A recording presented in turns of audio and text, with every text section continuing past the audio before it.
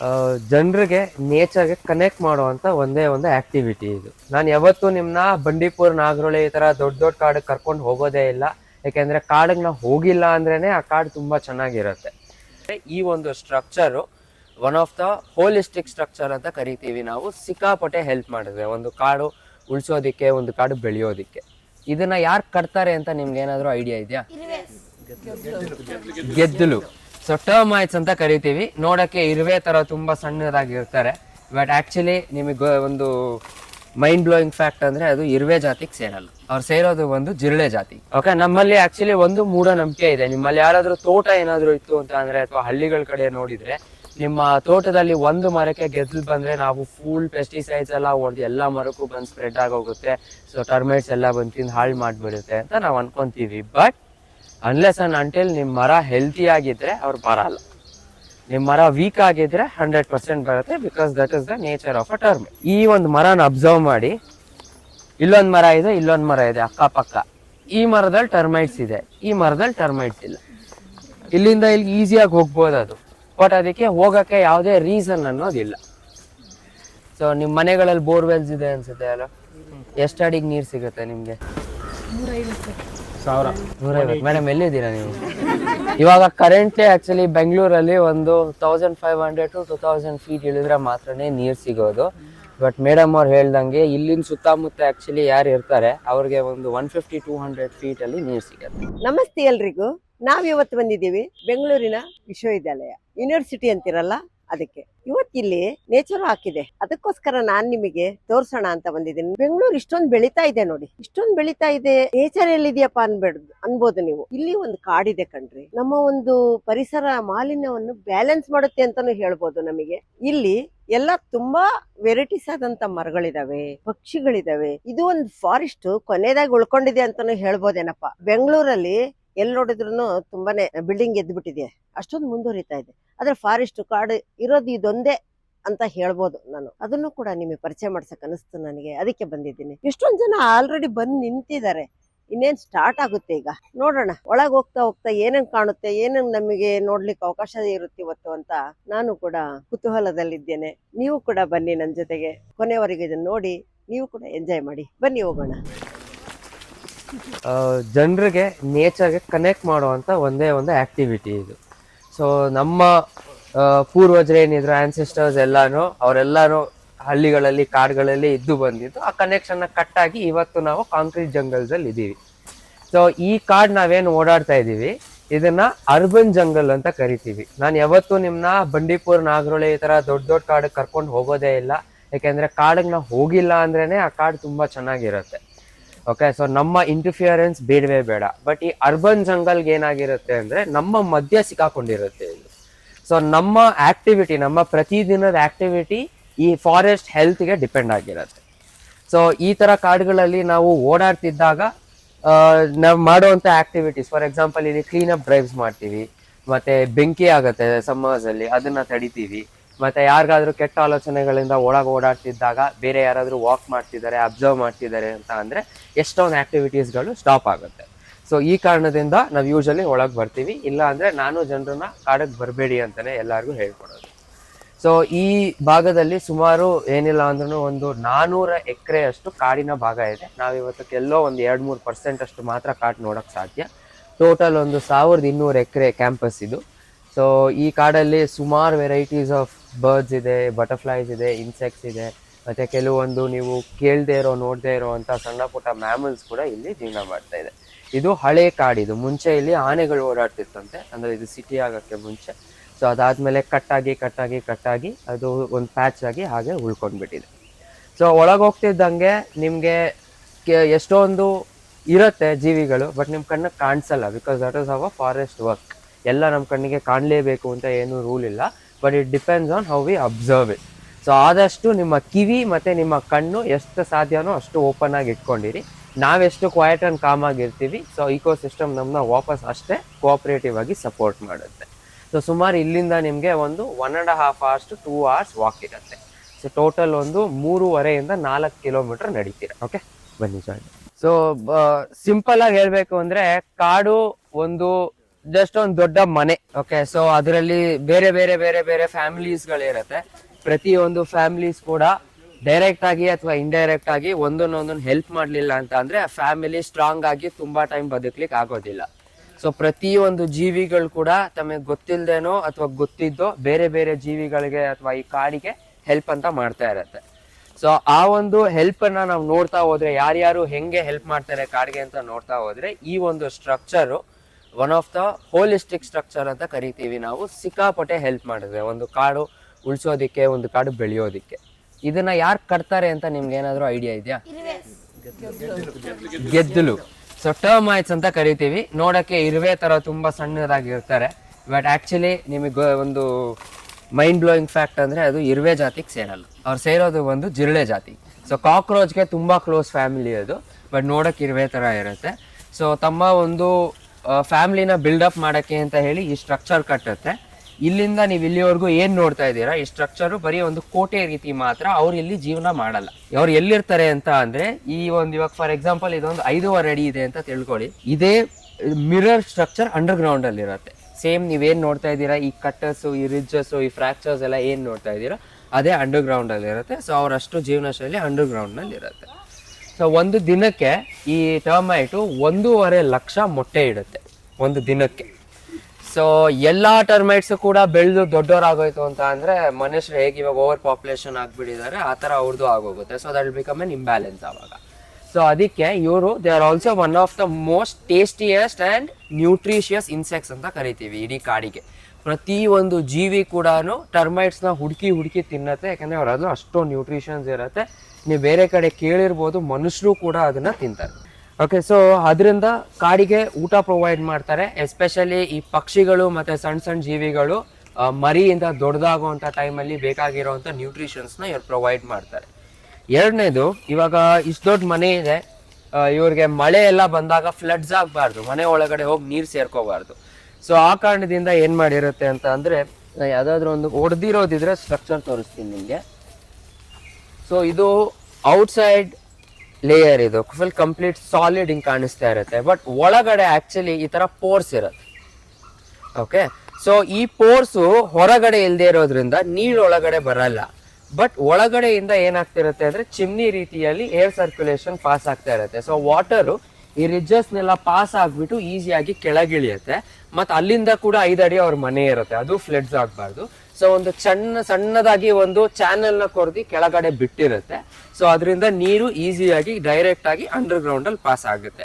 ಇದನ್ನೇ ಇವಾಗಿನ ಟೈಮಲ್ಲಿ ನಮ್ಮ ಮನೆಗಳಲ್ಲಿ ನಾವು ರೇನ್ ವಾಟರ್ ಹಾರ್ವೆಸ್ಟಿಂಗ್ ಅಂತೆಲ್ಲ ಕರಿತೀವಿ. ಇವ್ರು ಅದನ್ನ ನ್ಯಾಚುರಲ್ ಆಗಿ ಮಾಡ್ಕೊಡ್ತಾರೆ.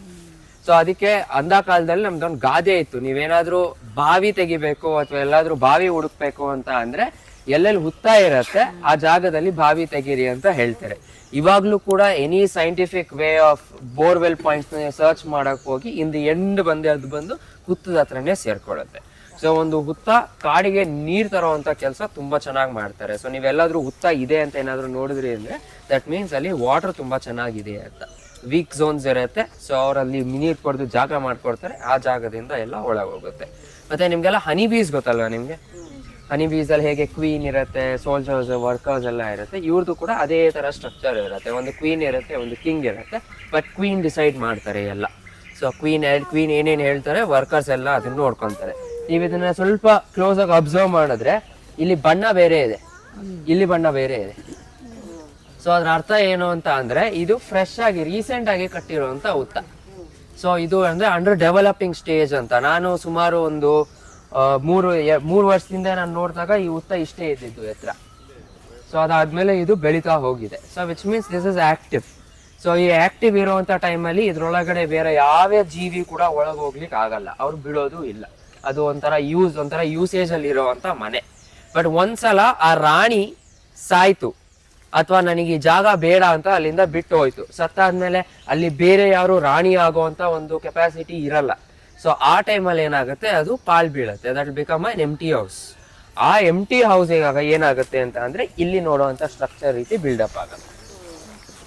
ಸೊ ಇದು ವೇರ್ ಅಂಡ್ ಟೇರ್ ಇಂದ ಏನಾಗುತ್ತೆ, ಮೇಲ್ಗಡೆ ಲೇಯರ್ ಪದರ ಎಲ್ಲಾನು ಬಿಚ್ಕೊಂತ ಬರುತ್ತೆ. ಸೊ ಅದಕ್ಕೆ ನಿಮ್ಗೆ ಆತರ ರಾಕ್ ಸಾಲಿಡ್ ಇರಲ್ಲ, ಪೋರ್ಸ್ ಎಲ್ಲ ಕಾಣಿಸ್ತಾ ಹೋಗುತ್ತೆ. ಸೊ ನಿಧಾನಕ್ಕೆ ಹೋಲ್ಸು, ಕ್ರ್ಯಾಕ್ಸು ಎಲ್ಲ ಬಿಲ್ಡಪ್ ಆಗುತ್ತೆ. ಮತ್ತೆ ಈ ಇಲಿ ಅಂತ ಜೀವಿಗಳು ಅದನ್ನ ಕೊರೆದು ರಂಧ್ರ ಮಾಡ್ತಾರೆ, ಅದ್ರ ಒಳಗಡೆ ಹಾವು ಸೇರ್ಕೊಳ್ಳುತ್ತೆ, ಇಲಿ ಸೇರ್ಕೊಳ್ಳುತ್ತೆ, ಹಲ್ಲಿ ಸೇರ್ಕೊಳ್ಳುತ್ತೆ, ಮುಂಗುಸಿ ಸೇರ್ಕೊಳ್ಳುತ್ತೆ. ಸೊ ಯಾವುದೇ ಜೀವಿ ಬಂದು ಸೇರ್ಕೋಬಹುದು. ನೀವೆಲ್ಲ ಮಡಕೆನಲ್ಲಿ ನೀರ್ ಕುಡ್ದಿದ್ದೀರಾ? ಸೊ ತಣ್ಣಗಿರುತ್ತೆ ಅಂತ ಕಾನ್ಸೆಪ್ಟ್ ನಲ್ಲಿ ನಾವು ಮಡಕೆಗೆ ನೀರ್ ಹಾಕ್ತಿವಿ. ಇದು ಕೂಡ ಸೇಮ್ ಕಾನ್ಸೆಪ್ಟ್. ನೀವು ಯಾವ್ದಾದ್ರು ಹುತ್ತನ ಮುಟ್ಟಿ ನೋಡಿದ್ರೆ ಅದು ಎಷ್ಟು ತಣ್ಣಗಿದೆ ಅಂತ ನಿಮಗೆ ಫೀಲ್ ಆಗುತ್ತೆ. ಸೊ ಸಮ್ಮರ್ಸ್ ಅಲ್ಲಿ, ಬೇಸಿಗೆಗಾಲದಲ್ಲಿ ನೀರ್ ಕಡಿಮೆ ಇರುತ್ತೆ, ಯಾವ್ದಾದ್ರು ಜೀವಿಗಳು ತಣ್ಣಗಿರೋ ಜಾಗನ ಹುಡುಕ್ತಿದ್ದಾಗ ಈ ಹುತ್ತ ಅವರಿಗೆ ಒಂದು AC ರೂಮ್ ಆಗಿ ಕನ್ವರ್ಟ್ ಆಗುತ್ತೆ.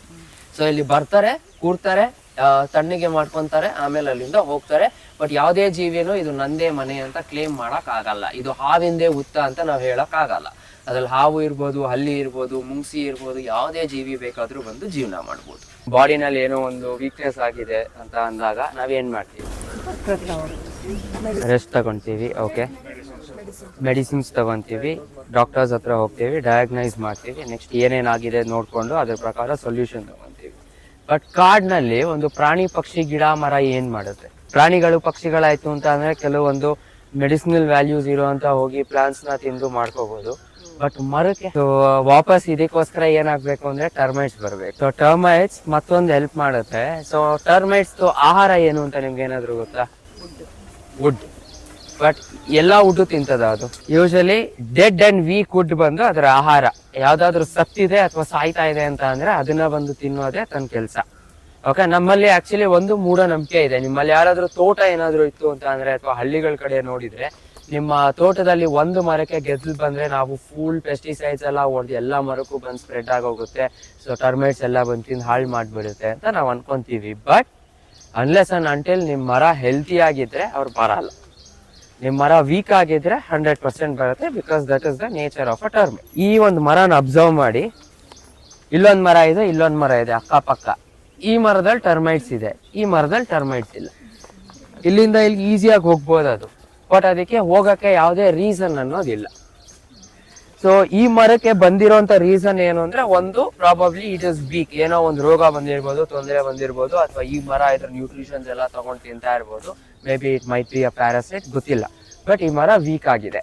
ಸೊ ನಾನು ಇವರು ಒಂದು ಡಾಕ್ಟರ್ ರೀತಿ ಕೂಡ ಎಲ್ಲಿ ಕೆಲಸ ಮಾಡ್ತಾರೆ ಅಂತ ಹೇಳಿದೆ ಅಂದ್ರೆ, ಇವಾಗ ಈ ಮರ ವೀಕ್ ಆದಾಗ ಅದು ಬಂದು ಸೇರ್ಕೊಳ್ಳುತ್ತೆ. ಸೊ ಟರ್ಮೈಟ್ಸ್ ಏನು ಅಂದ್ರೆ, ಹೊರಗಡೆ ಕಾಣಿಸ್ಕೊಂಡ್ರೆ ಯಾರಾದ್ರೂ ತಿನ್ಬಿಡ್ತಾರೆ. ಅವ್ರು ತುಂಬಾ ಟೇಸ್ಟಿ ಅಂಡ್ ಹೆಲ್ದಿ ಇನ್ಸೆಕ್ಟ್ಸ್ ಅಲ್ವಾ. ಸೊ ಒಂದು ಪದರನ ಕವರ್ ಮಾಡ್ತಾರೆ, ಒಂದು ಲೇಯರ್ ಆಫ್ ಮಣ್ಣು ಹಾಕ್ತಾರೆ, ಅದ್ರ ಮುಖಾಂತರ ಸಣ್ಣ ಸಣ್ಣ ರಂಧ್ರ ಇರುತ್ತೆ, ಅದ್ರಲ್ಲಿ ಓಡಾಡ್ತಾರೆ. ಸೊ ನಮ್ಮಲ್ಲಿ ನಮ್ಗೆ ಏನಾದ್ರು ಜ್ವರ ಬಂದಾಗ, ಇಲ್ಲದೆ ಇದ್ದಾಗ, ನಮ್ಮಲ್ಲೂ ಮುಂಚೆ ನೀವೇನಾದ್ರು ಪ್ರಾಕ್ಟೀಸಸ್ ನೋಡಿದ್ರೆ ಫಸ್ಟ್ ನಮ್ಮ ಮೈ ಮೇಲೆ ಒಂದು ತಣ್ಣೀರ್ ಬಟ್ಟೆಯನ್ನ ಅವರು ಕವರ್ ಮಾಡ್ತಾ ಇದ್ರು. ಸೊ ಇಲ್ಲಿ ಕೂಡ ಮಣ್ಣನ್ನ ಕಂಪ್ಲೀಟ್ ಆಗಿ ಮೇಲ್ಗಡೆ ಕವರ್ ಮಾಡಿದ್ರೆ ಕೋಲ್ಡ್ನೆಸ್ ಆಗುತ್ತೆ. ಸೊ ಸೂರ್ಯ ಎಲ್ಲ ಬಿದ್ದಾಗ ಅದು ವೇರ್ ಅಂಡ್ ಟೇರ್ ಆಗೋದಿಲ್ಲ. So that is the first protection. Second thing, ಈ ಮೈ ಮೇಲ್ ಒಳಗಡೆ ಏನೋ ಒತ್ತು ಸೇರ್ಕೊಂಡಿದೆ. ಸೊ ಟರ್ಮೈಟ್ ಅದಕ್ಕೆ ಫಾರಿನ್ ಬಾಡಿನೇ ಲೆಕ್ಕ, ಅದೇನಾದ್ರೂ ಫ್ರೆಂಡ್ ಆಗಿ ಟ್ರೀಟ್ ಮಾಡೋದಿಲ್ಲ. ಸೊ ಒಂದ್ಸಲ ನಿಮ್ ಬಾಡಿನಲ್ಲಿ ಫಾರಿನ್ ಬಾಡಿ ಎಂಟರ್ ಆದಾಗ ಏನಾಗುತ್ತೆ ಅಂತ ಅಂದ್ರೆ, if your immune system is active, ಅದನ್ನ ಎಪ್ಸುತ್ತೆ ಹೋಗಿ. So that will become a second chance for a tree. ಆ ಟ್ರೀಗೆ ಆವಾಗ ಏನಾದ್ರೂ ಒಳ್ಳೆ ನ್ಯೂಟ್ರಿಷನ್ ಇತ್ತು, ಒಳ್ಳೆ ಜಾಗದಲ್ಲಿ ಇತ್ತು, ಕರೆಕ್ಟ್ ಆಗಿ ಪ್ರಾಪರ್ ಆಗಿ ರಿಕವರ್ ಆಗುವಂತ ಒಂದು ಸಿಚುಯೇಷನ್ ಅಲ್ಲಿ ಇತ್ತು ಅಂತ ಅಂದ್ರೆ, this termites will go wake up their immune system. ಆ ಮರನ ಅಲ್ಲಿ ಎಪ್ಸತ್ತೆ, ಬದುಕ್ಸತ್ತೆ. ಆ ಮರ ಏನಾದ್ರು ಬದುಕಿದ್ರೆ ಅಲ್ಲಿಂದ ಟರ್ಮೈಟ್ಸ್ ವಾಪಸ್ ಹೊರಟೋಗುತ್ತೆ, ಅವ್ರಿಗೇನು ಕೆಲಸ ಇರೋದಿಲ್ಲ.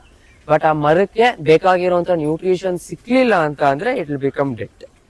ಸೊ ಅದು ಒಂಥರ ಡೂ ಆರ್ ಡೈ ಸಿಚುಯೇಷನ್ ತರ. But termites will give them a second chance. So ಅದಕ್ಕೋಸ್ಕರ ಟರ್ಮೈಟ್ಸ್ ಮತ್ತೆ ಇಲ್ಲೂ ಕೂಡ ಹೆಲ್ಪ್ ಮಾಡುತ್ತೆ. If the tree is healthy, they will basically let them live. So ಅದಕ್ಕೋಸ್ಕರ ನೀವಿಲ್ಲಿ ನೋಡ್ಬೋದು, ಇದು ಎಷ್ಟೇ ಕ್ಲೋಸ್ನೆಸ್ ಆಗಿದ್ರು ಕೂಡ ಈ ಮರ ಹೆಲ್ದಿ ಇರೋದ್ರಿಂದ ಟರ್ಮೈಟ್ಸ್ಗೆ ಅಲ್ಲಿ ಯಾವುದೇ ಕೆಲಸ ಇರೋದಿಲ್ಲ. ಸೊ ಒಂದ್ ಮರಕ್ಕೆ ಬಂದ್ರೆ ಇನ್ನೊಂದ್ ಮರಕ್ಕೆ ಹೋಗುತ್ತೆ ಅನ್ನೋದು ಒಂದು ಮೂಢನಂಬಿಕೆ. ನಿಮ್ ತೋಟದಲ್ಲಿ ಟರ್ಮೈಟ್ಸ್ ಬರ್ತಾ ಇದೆ ಅಂತ ಅಂದ್ರೆ ಬೇಸಿಕಲಿ ನಿಮ್ಮ ಮರಗಳಲ್ಲಿ ಏನೋ ಫಾಲ್ಟ್ ಇದೆ ಅಂತ ಹೇಳಿ ಅರ್ಥ. ಸೊ ನಿಮ್ ಮನೆಗಳಲ್ಲಿ ಬೋರ್ವೆಲ್ಸ್ ಇದೆ ಅನ್ಸುತ್ತೆ ಅಲ್ಲ? ಎಷ್ಟು ಅಡಿಗೆ ನೀರ್ ಸಿಗುತ್ತೆ ನಿಮ್ಗೆ? 150. ಮೇಡಮ್ ಎಲ್ಲಿದ್ದೀರಾ ನೀವು? 180, 200. ಓಕೆ,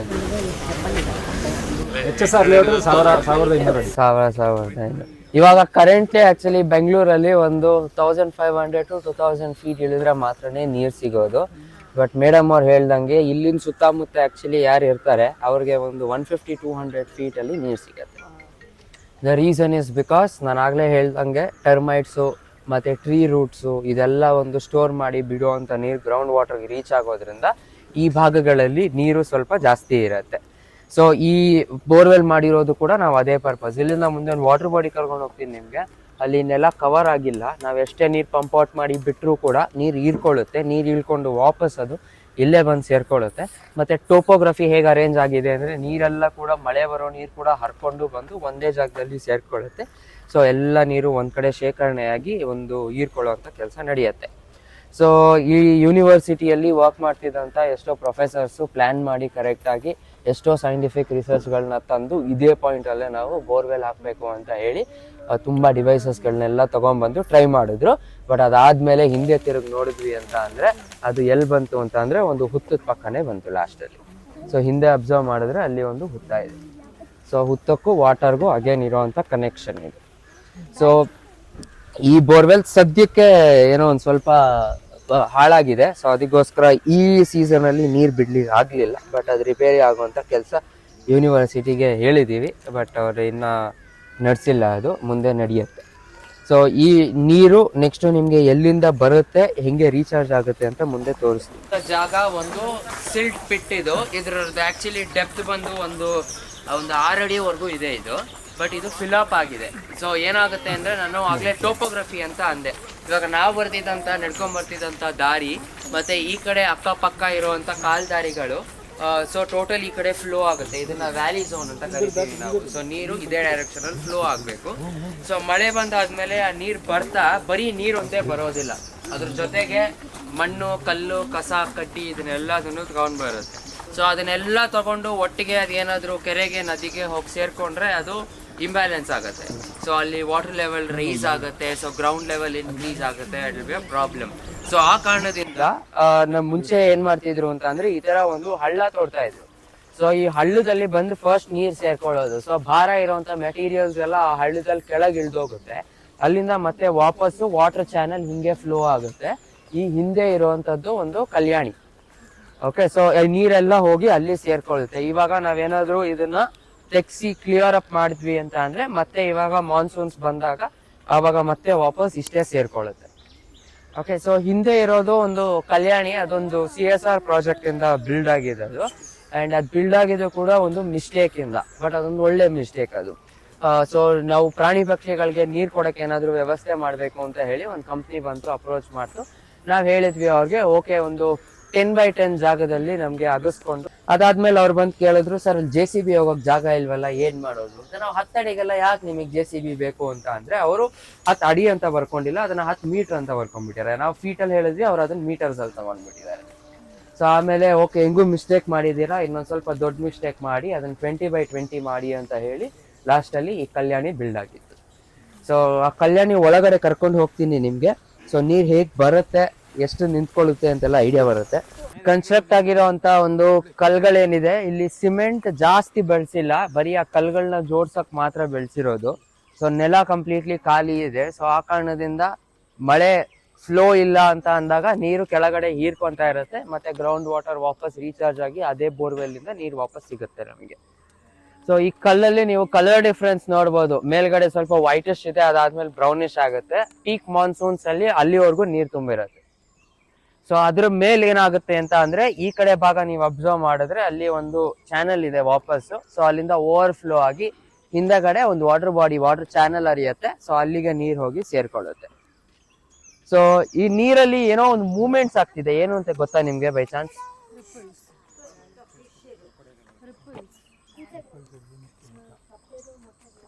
ಸೊ 2-3 ಜೀವಿಗಳು ಆಕ್ಚುಲಿ ನೀರ್ ಬಂದ ತಕ್ಷಣ ಇಮಿಡಿಯೇಟ್ ಆಗಿ ಬಿಲ್ಡಪ್ ಆಗುತ್ತೆ. ಒಂದು ಮಸ್ಕಿಟೋಸು, ಎರಡನೇದು ಕಪ್ಪೆಗಳ ಒಂದು ಮರಿ, ಟ್ಯಾಟ್ ಪೂಲ್ಸ್ ಅಂತ ಕರಿತೀವಿ. ಮೂರನೇದು ಬಂದು ಡ್ರ್ಯಾಗನ್ ಫ್ಲೈ. ನೀವೆಲ್ಲ ಹೆಲಿಕಾಪ್ಟರ್ ಹುಳ ಅಂತ ಕರಿತೀರ, ಗೊತ್ತಿರ್ಬೋದು ನಿಮ್ಗೆ. ಸೊ ಆ ಜೀವಿಗಳು ಇವಾಗ ಆ ದೊಡ್ಡ ದೊಡ್ಡ ಕಾಳುಗಳಲ್ಲಿ ಓಡಾಡ್ತಿರೋದೆಲ್ಲ ಬಂದು ಆಕ್ಚುಲಿ ಇದ್ರದ್ದು ಲಾರ್ವೆ. ಸೊ ಡ್ರ್ಯಾಗನ್ ಫ್ಲೈಸ್ ಕೂಡ ಸೊಳ್ಳೆ ತರನೇ ನೀರಲ್ಲಿ ಹುಟ್ಟುತ್ತೆ, ಅಲ್ಲೇ ಮರಿ ಆಗುತ್ತೆ, ಅಲ್ಲಿಂದ ಹೊಡೆದು ಹೊರಗೆ ಬರುತ್ತೆ. ಸೊ ಈ ಡ್ರ್ಯಾಗನ್ ಫ್ಲೈಸ್ ಬಂದು one of the most efficient mosquito hunters ಅಂತ ಹೇಳ್ತೀವಿ ಕಾಡಲ್ಲಿ. ಸೊ ಲಾರ್ವೆ ಇದ್ದಾಗ್ಲೂ ಕೂಡ ಮಸ್ಕಿಟೋಸ್ ಲಾರ್ವೆಗಳನ್ನೆಲ್ಲ ನೀರಲ್ಲಿ ತಿಂದು ಅದ್ರ ಸಂತತಿನ ಕಡಿಮೆ ಮಾಡುತ್ತೆ. ದೊಡ್ಡದಾಗಿ ಹೊರಗೆ ಬಂದ್ಮೇಲೂ ಕೂಡ ಇನ್ ಫ್ಲೈಟ್ ಅಲ್ಲಿ ಅದು ಮಸ್ಕಿಟೋಸ್ಗಳನ್ನ ಕ್ಯಾಚ್ ಮಾಡಿ ತಿಂತವೆ. ಸೊ ನ್ಯಾಚುರಲ್ ಮಸ್ಕಿಟೋ ರಿಪೆಲೆನ್ಸ್ ಅಂತ ಕರಿತೀವಿ ನಾವು ಅವ್ರನ್ನ. ಸೊ ಒಂದು ಪ್ರಾಬ್ಲಮ್ ಏನಾಗಿದೆ ಅಂತ ಅಂದ್ರೆ ನಮ್ಮ ಒಂದು ಇಂಟರ್ಫಿಯರೆನ್ಸ್, ಅಂದ್ರೆ ಮನುಷ್ಯರು ಬಂದು ಸೇರ್ಕೊಂಡು ಆದ್ಮೇಲೆ ನೀವು ನೋಡ್ಬೋದು ಎಷ್ಟು ತೊಂದರೆಗಳಾಗಿದೆ ಅಂತ. ನಿಮ್ ಸುತ್ತಮುತ್ತ ಇರೋಂಥ ಕಸ ಕಡ್ಡಿಗಳೆಲ್ಲ ಬರ್ತವೆ. ಸೊ ನನ್ನ ಕಡೆಯಿಂದ ಒಂದೇ ಒಂದು ರಿಕ್ವೆಸ್ಟ್ ಇದು, ನೀವು ಹೊರಗಡೆ ಹೋದಾಗ ಪ್ಲಾಸ್ಟಿಕ್ಸ್ ತಗೊಂಡೋಗಿ ನಾನು ಬೇಡ ಅನ್ನಲ್ಲ. ಪ್ಲಾಸ್ಟಿಕ್ ಇಲ್ದಿರೋ ಸದ್ಯಕ್ಕೆ ನಾವು ಜೀವನ ಮಾಡೋಕ್ಕಾಗಲ್ಲ, ನಾವೆಲ್ಲ ಡಿಪೆಂಡೆಂಟ್ ಆಗಿಬಿಟ್ಟಿದ್ದೀವಿ. ಬಟ್ ಅದನ್ನ ಹೇಗೆ ಯೂಸ್ ಮಾಡಬೇಕು, ಎಲ್ಲಿ ಯೂಸ್ ಮಾಡಬೇಕು ಅನ್ನೋ ಒಂದು ಅರಿವು ನಮಗಿರಬೇಕು. ಮತ್ತೆ ನಾವೇನಾದ್ರೂ ತಗೊಂಡೋದ್ರೆ ಅದನ್ನ ಒಂದು ವಾಪಸ್ ತಗೊಂಡ್ಬರ್ಬೇಕು, ಇಲ್ಲ ಅಂದ್ರೆ ಎಲ್ಲಿ ಅದನ್ನ ಡಿಸ್ಪೋಸ್ ಮಾಡಬೇಕು ಅಲ್ಲೇ ಡಿಸ್ಪೋಸ್ ಮಾಡಬೇಕು. ನೇಚರ್ನ ನಾವು ಡಸ್ಟ್ಬಿನ್ ಅಂತ ತಿಳ್ಕೊಂಡು ಎಸೀತು ಅಂತ ಅಂದ್ರೆ ತುಂಬಾ ಪ್ರಾಬ್ಲಮ್ ಆಗುತ್ತೆ. ಇದಕ್ಕೆ ಒಂದು ಎಕ್ಸಾಂಪಲ್, ರೀಸೆಂಟ್ ಆಗಿ ನಾವು ಒಂದು ಜೀವಿಯನ್ನ ಇಲ್ಲಿ ರೆಸ್ಕ್ಯೂ ಮಾಡಿದ್ವಿ. ಸೊ ಏನಾಗುತ್ತೆ ಅಂದ್ರೆ ನಾವು ಬಿಸಾಕಿರುವಂತ ಅಷ್ಟು ಪ್ಲಾಸ್ಟಿಕ್ ಪ್ಯಾಕೆಟ್ಸು ಕೂಡ ಊಟದ ಸಾಮಗ್ರಿ. ಅದು ನಮಗೆ ಇದು ಪ್ಯಾಕೆಟು ಇದು ಊಟ ಅಂತ ಡಿಫ್ರೆನ್ಸ್ ಮಾಡೋಕ್ಕಾಗುತ್ತೆ, ಪ್ರಾಣಿಗಳಿಗೆ ಮಾಡಕ್ ಆಗಲ್ಲ. ವಾಸನೆ ಹುಡ್ಕೊಂಡು ಅದು ಊಟಕ್ಕೆ ಅಂತ ಹುಡ್ಕೊಂಡು ಹೊರಗೆ ಬಂದಾಗ ಈ ಪ್ಯಾಕೆಟ್ ಅಲ್ಲಿ ಇರೋಂತ ಒಂದು ಮಸಾಲೆ ಸ್ಮೆಲ್ ಆಗಿರ್ಬೋದು ಅಥವಾ ಉಪ್ಪಿನ ಟೇಸ್ಟ್ ಆಗಿರ್ಬೋದು, ಅದೇನಾದ್ರೂ ಸಿಕ್ಕಿದ್ರೆ ಇಡೀ ಪ್ಲಾಸ್ಟಿಕ್ನೇ ನುಂಗ್ಬಿಡುತ್ತೆ. ಆ ಥರ ಎಷ್ಟೋ ಜೀವಿಗಳಿಲ್ಲಿ ಸತ್ತಿವೆ, ಎಷ್ಟೋ ಜೀವಿಗಳನ್ನ ನಾವು ರಕ್ಷಣೆ ಮಾಡಿ ಅದನ್ನ ಟ್ರೀಟ್ಮೆಂಟ್ ಕೂಡ ಮಾಡಿದ್ದೀವಿ.